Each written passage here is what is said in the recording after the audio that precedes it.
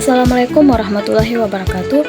Perkenalkan, nama saya Lesplenti Deki dengan NIM 131424051 dari jurusan Manajemen Pendidikan Fakultas Ilmu Pendidikan Universitas Negeri Gorontalo.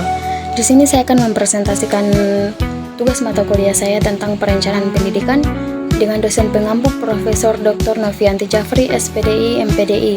Judul materi saya, Perencanaan Kurikulum dan Pembelajaran. Masuk pada pembahasan pertama, yaitu tentang pengertian perencanaan kurikulum.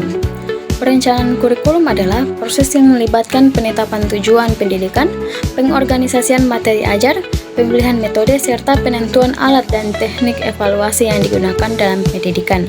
Kurikulum berfungsi sebagai pedoman bagi pengajaran di sekolah agar pembelajaran yang dilakukan dapat mencapai tujuan yang telah ditentukan. Selanjutnya, pengertian perencanaan pembelajaran. Perencanaan pembelajaran merupakan kegiatan yang dilakukan oleh guru untuk merancang proses belajar mengajar agar berjalan secara terstruktur dan efektif. Proses ini meliputi penyusunan rencana pelaksanaan pembelajaran atau RPP, pemilihan strategi dan metode yang sesuai, serta media yang digunakan dalam pembelajaran. Selanjutnya, hubungan antara kurikulum dan pembelajaran.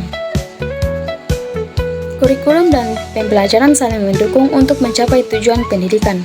Kurikulum memberikan pedoman yang jelas tentang apa yang harus diajarkan dan kompetensi yang harus dicapai, sementara pembelajaran adalah proses di kelas untuk mewujudkan tujuan tersebut. Pembelajaran yang efektif bergantung pada bagaimana guru merancang prosesnya sesuai dengan kurikulum.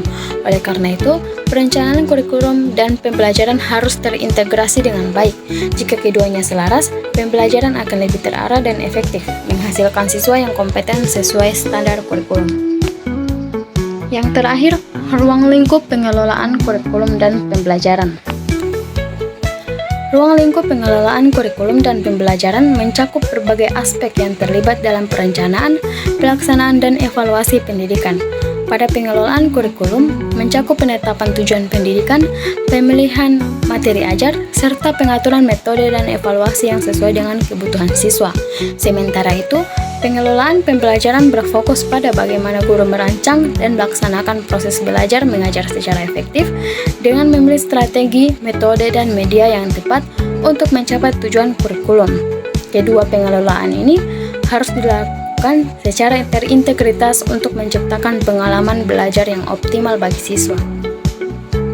Jadi kesimpulannya, perencanaan kurikulum dan pembelajaran memiliki hubungan yang sangat erat dan saling mendukung dalam mencapai tujuan pendidikan. Kurikulum memberikan gambaran besar tentang apa yang harus dicapai, sementara perencanaan pembelajaran menjabarkan cara-cara konkret untuk mencapainya.